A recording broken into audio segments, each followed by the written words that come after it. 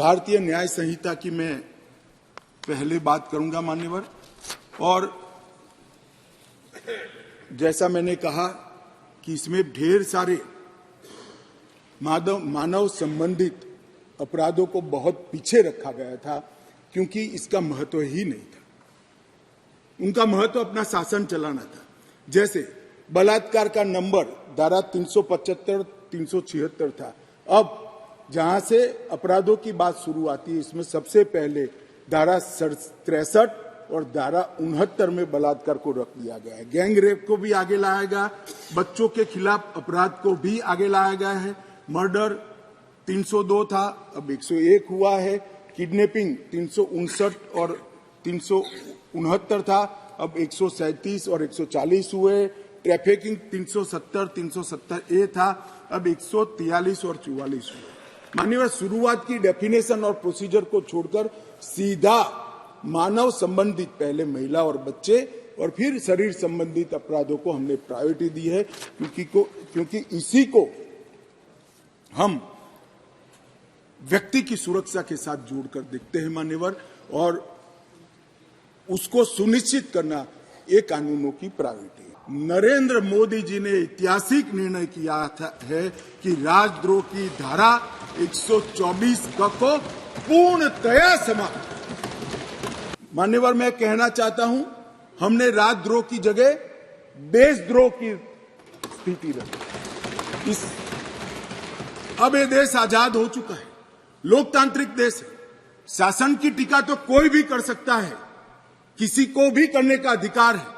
इसके लिए इस देश में अब किसी को जेल में नहीं जाना पड़ेगा, चाहे हमारा शासन है। इसमें देशद्रोह की डेफिनेशन में आशय की बात करी है, उसका उद्देश्य क्या है, उसका आशय क्या है, इसका महत्व है। अगर उद्देश्य देशद्रोह का है तो इसको कठोर से कठोर दंड मिलना चाहिए, और उद्देश्य अगर शासन का विरोध करना है तो उसको दंड नहीं मिलना चाहिए, उसको वाणी स्वतंत्रता का अधिकार है। भारतीय न्याय संहिता में एक नया चैप्टर महिला और बच्चे के प्रति अपराध का हमने ऐड किया है। इस विधेयक में 18 वर्ष से कम उम्र की महिला के बलात्कार से संबंधित प्रोविजन में हम बदलाव कर रहे हैं। मौजूदा बलात्कार का प्रोविजन रीनंबरिंग तो हुआ है, तथा नाबालिग महिलाओं के सामूहिक बलात्कार को पॉक्सो के साथ सुसंगत बना देता है, क्योंकि कुछ प्रोविजन ऐसे थे जो पॉक्सो में ज्यादा हार्ड थे। जिनको फेवर करनी थी वहां पुलिस स्टेशन में पॉक्सो अप्लाई नहीं किया जा सकता है। अब पॉक्सो अप्लाई करे न करे, बलात्कार करने मात्र से पॉक्सो की सभी धाराएं ये न्याय संहिता के माध्यम से लागू हो जाएगी और उनको सजा। मान्यवर, इसके बाद जेंडर न्यूट्रल कानून बना है। कई जगह पे कई सारी चीजें छूट गई थी।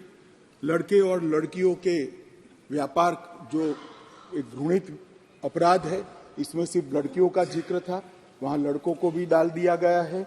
और आईपीसी की धारा 366A में भी नाबालिग लड़की के साथ बच्चे का भी जिक्र कर इसको जेंडर न्यूट्रल बनाने का हमने प्रयास किया है। मान्यवर, आतंकवादी कृत्य को इतने सालों के बाद 1 लाख से ज्यादा लोग आतंकवाद की बलि पर चढ़ने के बाद 75 साल के बाद पहली बार आपराधिक न्याय कानूनों में जगह देने का काम नरेंद्र मोदी सरकार को। हमारा वादा था मान्यवर इस देश की जनता को कि हम आतंकवाद के खिलाफ जीरो टॉलरेंस की नीति रखेंगे, और आतंकवाद की व्याख्या ही नहीं थी। कुछ सांसदों ने, मैं बाद में जवाब देता हूं, कहा है कि यूएपीए में है, मगर जहां उनके प्रभाव वाली सरकारें थी वहां यूएपीए को लगाते नहीं थे। आतंकवादी कृत्य कर सादे गुना की सजा में निकल जाते थे।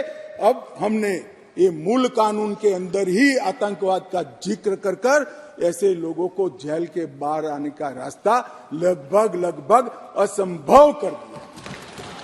परंतु इसके दुरुपयोग न हो, इसके लिए इसकी व्याख्या भी हमने बड़ी स्पष्ट की है मान्यवर। इसकी व्याख्या क्या की है? जो कोई भारत की एकता, अखंडता, संप्रभुता सुरक्षा और आर्थिक सुरक्षा की प्रभुता को खतरे में डालता है और किसी भी वर्ग में आतंक फैलाने का प्रयास करता है आइदर और साइड से, उसको आतंकवादी घटना कहा जाएगा। मैं सदन से अपील करना चाहता हूं कि इस धारा को जो मोदी सरकार लेकर आई है, आपका समर्थन चाहिए, आशीर्वाद चाहिए और जीरो टॉलरेंस का एक संदेश इस सदन से जाना चाहिए। मान्यवर, संगठित अपराध की भी पहली बार व्याख्या की गई है। कई राज्य और राज्यतर गैंगे संगठित अपराध करती हैं। इसके लिए कोई विशेष कानून नहीं था। इसके अंदर हमने साइबर अपराध को, आर्थिक अपराध को, भूमि हत्याना को, हथियारों की व्यापार को, डकैती को और मानव लोगों की तस्करी करने व्यक्तियों की मानव तस्करी में, ये सभी को इसके अंदर रखा है। आर्थिक अपराध की भी हमने व्याख्या की है। करेंसी नोट, बैंक नोट, सरकारी स्टैंप का कुटकरण, हवाला व्यवहार और बड़े पैमाने पर वित्तीय कपट और आर्थिक व्यवस्था को तोड़ने के सभी प्रयास, इसको भी आर्थिक अपराध की व्याख्या की तरफ पहली बार लाने का काम नरेंद्र मोदी जी कर रहे हैं और इससे मुझे लगता है कि न्यायपालिका का काम काफी सरल हो जाएगा। मान्यवर, एक मैं स्पष्टीकरण करना चाहता हूं कि गैर इरादतन हत्या जो थी, अकस्मात जिसको कहते हैं, इसमें हमने दो हिस्से किए। अकस्मात तो किसी भी व्यक्ति से किसी भी स्थिति में हो सकता है। एक गाड़ी चलाता रहे एक व्यक्ति और रास्ते में कोई भी बेध्यान हुआ या कोई रश कर आ गया और अकस्मात हो गया। अकस्मात करने के बाद वो व्यक्ति स्वयं उसको पुलिस स्टेशन या तो हॉस्पिटल ले जाता है, तो इसके लिए कम सजा का प्रावधान किया है। और हिट एंड रन केस, मरता हुआ छोड़कर कोई भाग जाता है, तो इसके लिए हमने 10 साल की सजा का प्रावधान किया। और मैं मानता हूं कि इससे हिट एंड रन के केस में काफी कमी आएगी। पर ये करते करते जो डॉक्टरों की नेग्लिजेंसी से अगर किसी की मृत्यु आती है, तो वो भी गैर इरादतन हत्या में आ जाती थी, इसकी भी सजा बढ़ गई।